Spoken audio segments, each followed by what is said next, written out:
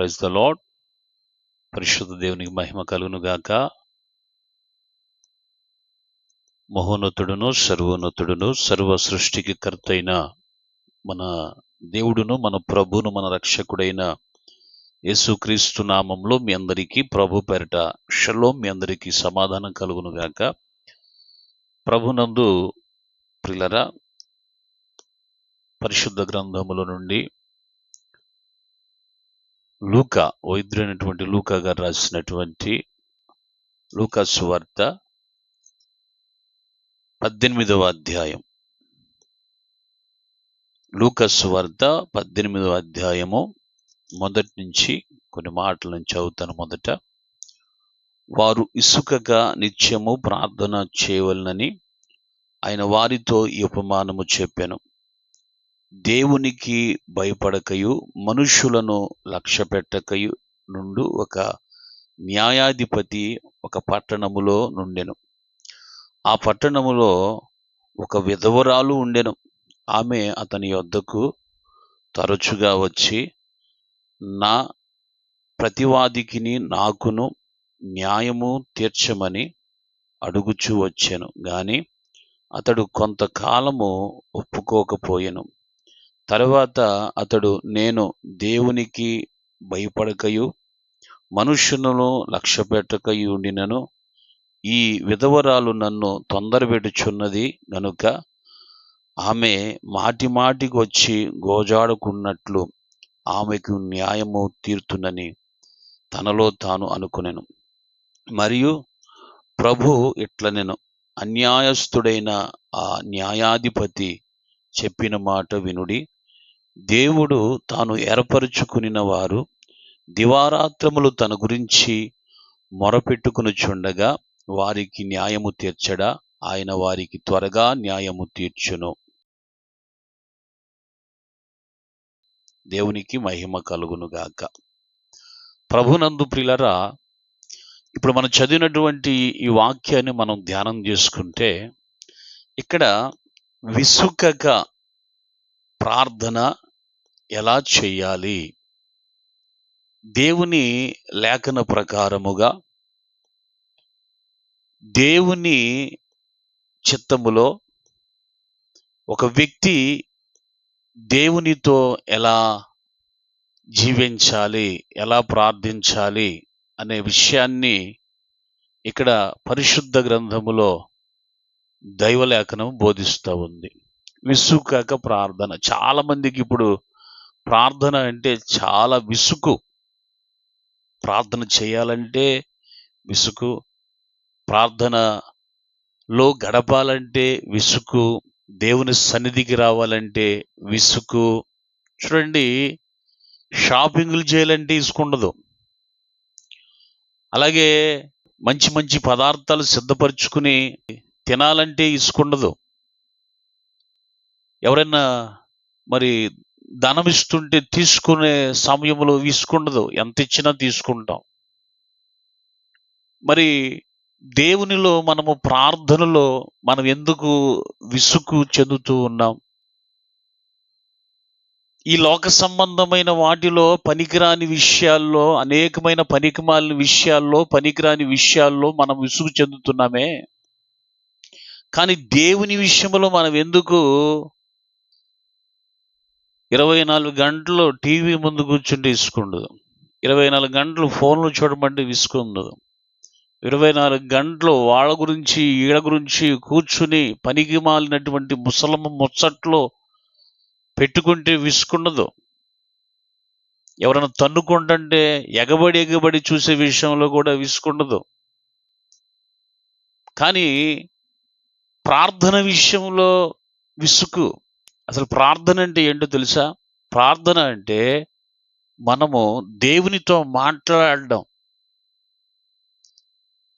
మన జీవితాల్లో మనకున్న కష్టాలు, మనకున్న శ్రమలు, మనకున్న ఇరుకులు, మనకున్న ఇబ్బందులు ఏవైతే మన జీవితంలో మనకు నెమ్మది లేకుండా చేస్తున్నాయో ఆ విషయంలో మనం దేవునికి చెప్పాలి, ప్రార్థనాపూర్వకంగా చెప్పుకోవాలి.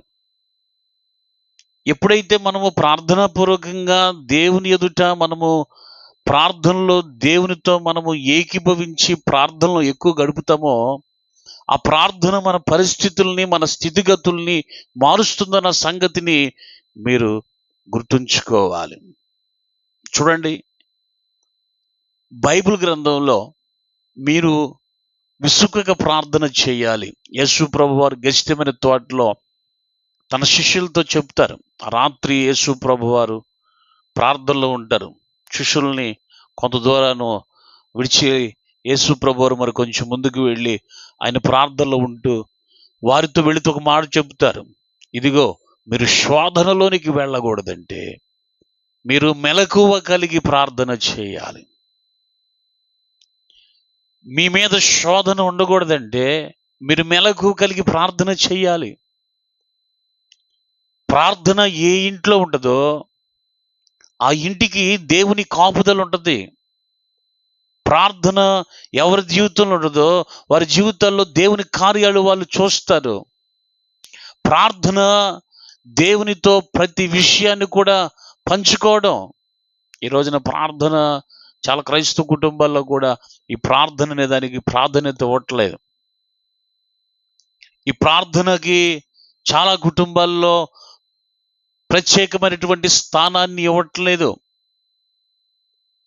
మనము ప్రార్థన చేయాలట. ఏదన్నా విషయం మన జీవితంలో బైబిల్ చెప్పింది, మీకు శ్రమ కలిగితే మీరు ప్రార్థన చెయ్యండి. మీకు సంతోషం వస్తే మీరు కీర్తనలు పాడండి. మీరు ప్రార్థన చేయాలి. ప్రార్థన వల్ల మీ పరిస్థితులు దేవుడు చక్కపరుస్తారు. ఇక్కడ ఒక విధవరాలు ఉంది. ఆమెకి తన ఇంటి ప్రక్కన ఒక వ్యక్తికి ఒక వివాదం జరిగింది, ఒక గొడవ జరిగింది. ఈమె విధవరాలు, తనకు భర్త లేడు, తనకు పిల్లలు లేరు, తన పక్షంగా మాట్లాడేవారు ఎవరూ లేరు. ఆమె ఎవరికి చెప్పుకోవాలో తెలియని పరిస్థితి. ఆ ఊర్లోనే ఒక పెద్ద ఆయన ఉన్నాడు, అతను ఒక న్యాయాధిపతి.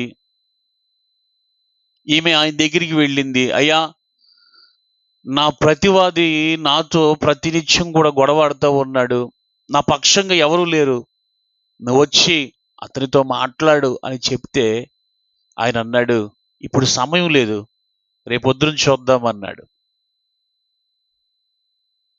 ఆమె ఆ న్యాయాధిపతి రేపొద్దున ఫలానా పొద్దున పూట చూద్దామంటే ఆయన లెగక మునిపే ఈమె ఆయన ఇంటి ముందు కూర్చుంది.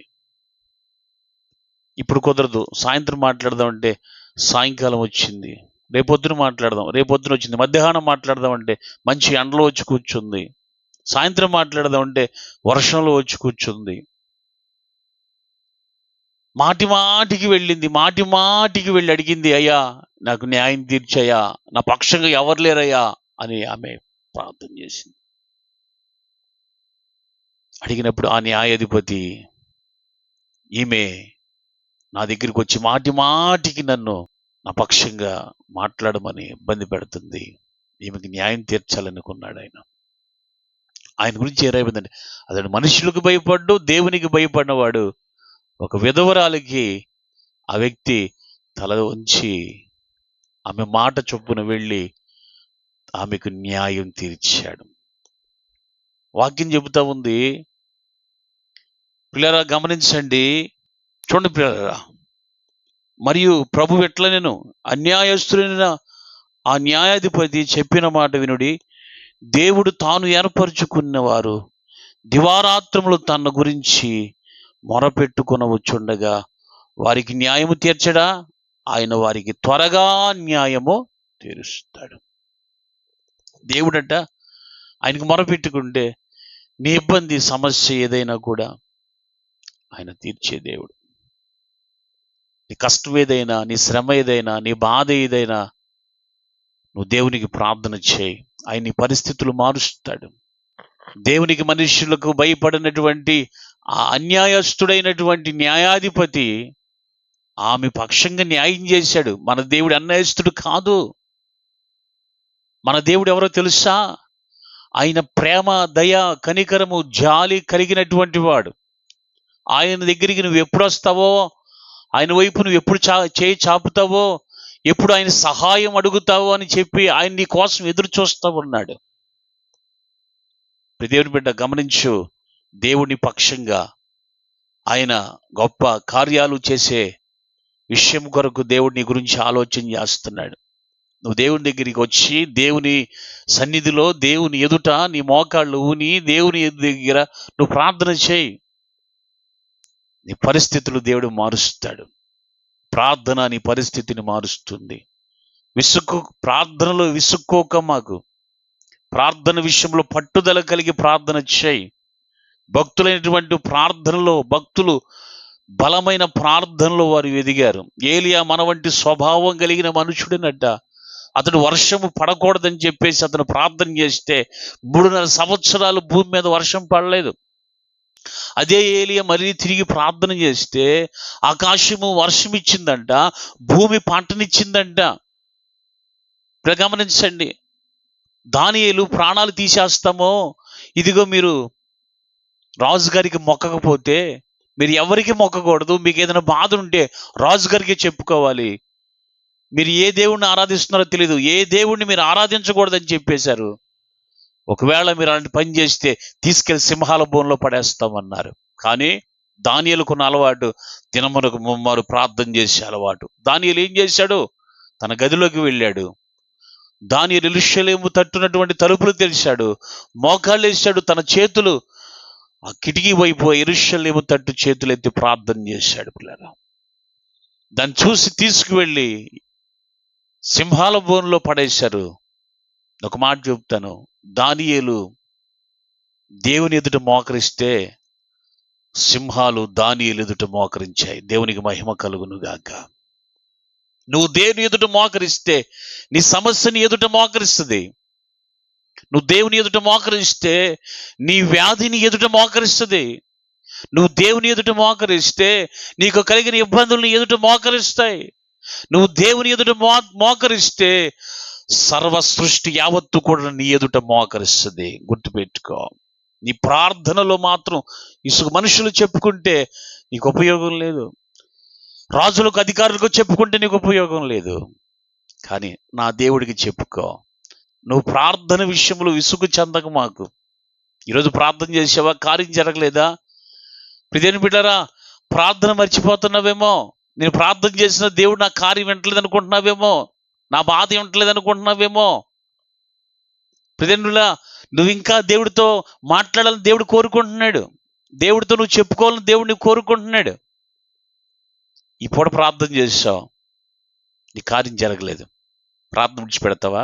మరొక పూట ప్రార్థన చేయి, మరి కాసేపు ప్రార్థన చేయి, ఇంకా ప్రార్థనలో ఎక్కువగా ఎదుగు, ఇంకా ప్రార్థనలో ఎక్కువ బలపడు, ఇంకా ప్రార్థనలో దేవునితో ఇంకా ఎక్కువ గడిపో.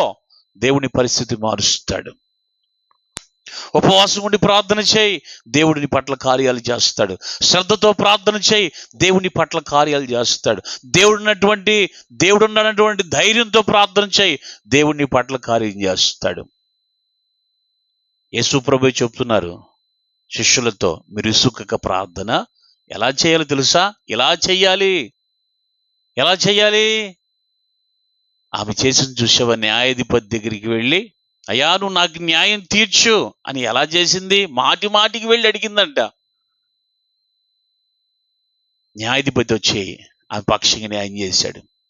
ఒకవేళ కానీ ఆమె ఒకసారి వెళ్ళింది, సరే కుదరదు రేపొద్దున అన్నాడు. 2వ రోజు వెళ్ళింది, కుదరదు రేపొద్దున అన్నాడు.